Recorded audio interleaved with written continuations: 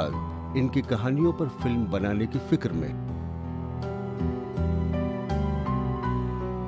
بامبے سے صحافت کے علاوہ میرے کچھ اور بھی رشتے ہیں۔ ان میں ایک رشتہ تو یہ بھی ہے کہ میں نے بھارت بھاگیہ ودھاتا اور اس کے بعد وانڈیڈ 2 فلمیں لکھی۔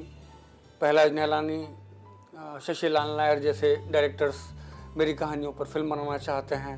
میں نے ایک ناول پڑھا تھا، پرتکریاں۔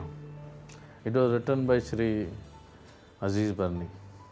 میں ان کو لوکیٹ کیا، ان کے پاس پہنچے اور میں نے ان سے کہا کہ جتنے مجھے وہ گجرات رائٹس نے ہلا دیا اس سے زیادہ میں ہل گیا آپ کے ناول پڑھنے سے۔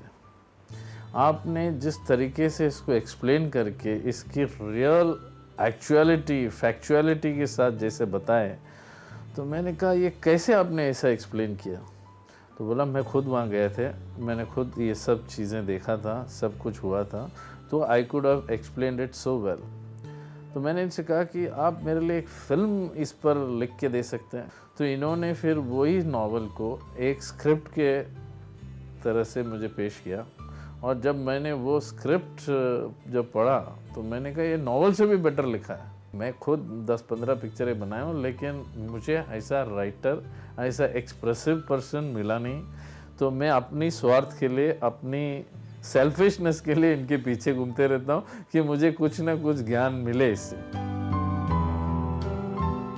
مگر برنی صاحب کو شکایت ہے اہل سیاست سے کہ وہ ان کے ساتھ مخاصمت رکھتے ہیں۔ گو کہ میں سیاست میں نہیں ہوں، لیکن سیاسی حریفوں کی تعداد بھی کچھ کم نہیں ہے، اس لیے کہ وہ چاہتے ہیں کہ میں ان کی مرضی کے مطابق چلوں۔ میں ایسا نہیں کر پاتا ہوں، اور ہمیشہ میرے ذہن میں ایک ہی بات رہتی ہے کہ اگر مجھے جھکنا ہی تھا تو اپنے والد محترم کے سامنے جھکنا چاہیے تھا، وہاں کمپرومائز کرنا چاہیے تھا۔ اگر میں نے ان کے سامنے کمپرومائز نہیں کیا، ان کی بات کو اصول کی بنا پر تسلیم نہیں کیا، تب پھر دنیا میں کوئی اور شخص اس قد کا نہیں ہونا چاہیے کہ میں اس کی بات کو تسلیم کر لوں۔ لیکن ان کے قلم کی قدر کرنے والے سیاستداں بھی کم نہیں ہیں۔ برنی صاحب کی کنٹریبیوشنز اور دوسرے فیلڈز میں بھی بہت ہیں، مگر اردو کو مد نظر رکھتے ہوئے میں سمجھتا ہوں انہوں نے جو کام کیا ہے آزادی کے بعد، ہندوستان کی آزادی کے بعد، یہ وہ اخبار ہے جس نے سچ مچ 21ویں صدی میں اردو کو ایک بہت اونچا رتبہ ہندوستان میں دیا ہے۔ اردو زبان کے سلسلے میں اور صحافت میں، اردو صحافت میں بالخصوص عزیز برنی صاحب نے جو کردار ادا کیا ہے، کر رہے ہیں، اور انشاءاللہ عزیز کرتے رہیں گے بڑے عرصے تک۔ اور ہماری تو دعا ہے کہ اللہ پاک ان کو بڑی عمر دے اور اپنے توفیق سے ان کے ہاتھ سے ایسے کام کرائے جس سے اللہ پاک خوش ہو۔ میں ان کو کہاں دیکھنا چاہتا ہوں، جہاں اللہ پاک ان کو لے جائے، کہ جہاں سے دیکھنے کے وقت میں گاندھی ٹوپی بھی نیچے گر سکے۔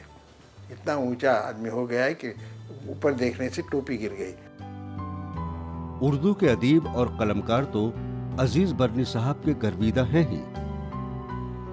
عزیز برنی کا کمال یہ ہے کہ یہ پورے ہندوستانی سوسائٹی کے بارے میں سوچتا ہے، تعصب سے الگ ہو کر کے، اور یک رنگی کی بات کرتا ہے، سب کی فلاح بہبود کی بات کرتا ہے۔ اور بے باکی سب سے بڑی چیز یہ ہے کہ چاہے وہ کوئی بھی ایشو ہو، مذہب کا ایشو ہو، سیاست کا ایشو ہو، یا دوسرے جو بھی مسائل ہے، تعلیم کا مسئلہ ہو یا کوئی بھی مسئلہ ہو، جس بے باکی سے اس نے اپنے خیالات کا اظہار کیا ہے، ایسا میں سمجھتا ہوں کہ بہت کم لوگ کر پائے ہیں۔ ایک چیز میں مان کے چلتا ہوں کہ اردو صحافت میں اگر کسی اور شخص کا نام ہے تو میرے دادا حضور مولانا ابوالکلام آزاد تھے۔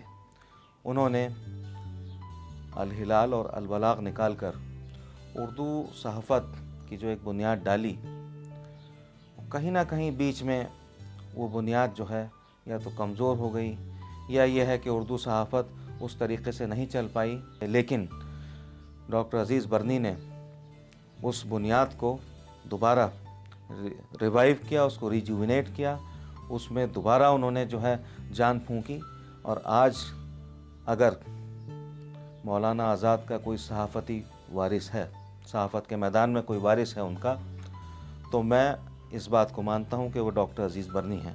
عزیز برنی کے ساتھ عمر ہے، وقت ہے، باصلاحیت انسان ہے، لکھنے کی قوت ہے۔ تو میں سمجھتا ہوں اردو صحافت کو جذباتیت کے دلدل سے نکالنا اور حقیقت پسندی کی طرف لے جانا مجھ سمیت اور عزیز برنی سمیت تمام اردو صحافیوں کا فرض ہے۔ اردو کا ایک روزنامہ جہاں اردو سیاست تقریباً زوال کا شکار ہو چکی تھی، اس کو بیداری اور آگہی کے منصب پر اور مین سٹریم کے منصب پر یہ اخبار لے آیا ہے۔ راشٹریہ سہارا اردو نے اپنے لیے جو شاندار جگہ حاصل کی ہے، اس کا بہت بڑا کریڈٹ عزیز برنی کو جاتا ہے، اور میں سمجھتا ہوں کہ ان کی فعال شخصیت کی وجہ سے اس باعمل اور جس کو کہنا چاہیے کہ بہت ہی کمیٹڈ انسان کی کارکردگی، اعلیٰ کارکردگی کی وجہ سے آج اردو صحافت کا سر اونچا ہے۔ عزیز برنی ایک مقرر، مفکر اور ایک صحافی ہے، لیکن خود کو وہ ایک عاشق تصور کرتے ہیں۔ ہر کام کو میں نے عشق اور جنون کی طرح کیا ہے، چاہے وہ صحافت ہو، چاہے خطابت ہو۔ دیکھیے جتنے بھی جرنلسٹ ہیں کم و بیش وہ سیاستداں تو ہوتے ہی ہیں۔ الیکشن پولیٹکس میں ضرور وہ حصہ نہیں لیتے، لیکن سیاسی سمجھ ان کے اندر ہوتی ہے، اس لحاظ سے میں سیاستداں ہوں۔ بہت سارے پولیٹیکل لیڈرز جن کو میں مشورہ دیتا ہوں، باقاعدہ میں سینٹرل گورنمنٹ میں ایڈوائزر کیپیسٹی میں بھی رہا ہوں۔ اردو صحافت کے معیار کو بلند کرنے کے لیے وہ کس طرح سے تعاون کر سکتے ہیں، اس پر آپ کا کہنا تھا؟ جہاں تک ہمارے تعاون دینے کا تعلق ہے، روزنامہ راشٹریہ سہارا شاید واحد اخبار ہے جو پوری دنیا میں سب سے زیادہ ایڈیشنز کے ساتھ اویلیبل ہے، اور ہم یہ تمام اردو کے اخبارات کو جو ہندوستان کے باہر شائع ہوتے ہیں انہیں یہ لبرٹی دیتے ہیں کہ وہ ہماری جس خبر کو چاہیں وہ اپنے ہاں شائع کر سکتے ہیں۔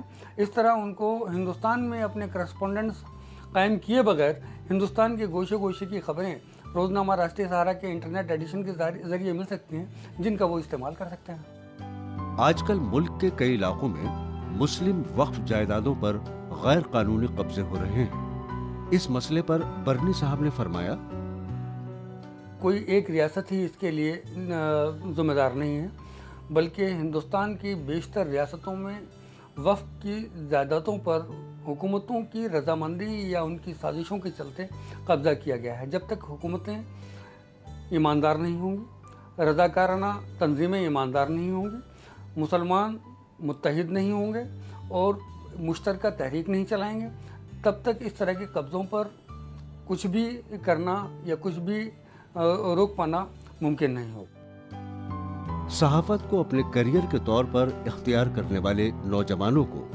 برنی صاحب کچھ مشورے ان الفاظ میں دینا چاہتے ہیں۔ پہلے تو ذہن میں یہ رکھیں کہ یہ محض ایک پروفیشن نہیں ہے، ایک پیشہ نہیں ہے، بلکہ یہ ایک مشن ہے، اور پورے کمٹمنٹ کے ساتھ اس میں آنا ہے، اور ملک اور قوم کی تصویر بدلنے کے جذبے کے ساتھ آنا ہے، ہر قیمت پر سچائی کو اجاگر کرنے کے ذہن کے ساتھ آنا ہے، کسی بھی طاقت کے سامنے جھکنا نہیں ہے، کسی بھی دولت سے مروب ہونا نہیں ہے۔ یقین جانیں کہ اگر وہ اتنے ثابت قدم رہے تو دنیا کی ہر بڑی طاقت ان کے سامنے جھکے گی، اور ان کی ضروریات زندگی کے لیے جتنی دولت کا تصور وہ کرتے ہیں اس سے کہیں زیادہ ان کو ملے گی، ان کی صلاحیت کی قیمت پر ملے گی۔ جنت نشاں بناؤں گا ہندوستان کو، تاروں سے میں سجاؤں گا اپنے جہان کو، جب میں اتار لاؤں گا مہتاب و آفتاب، رشک ہوگا اس زمین پہ بھی آسمان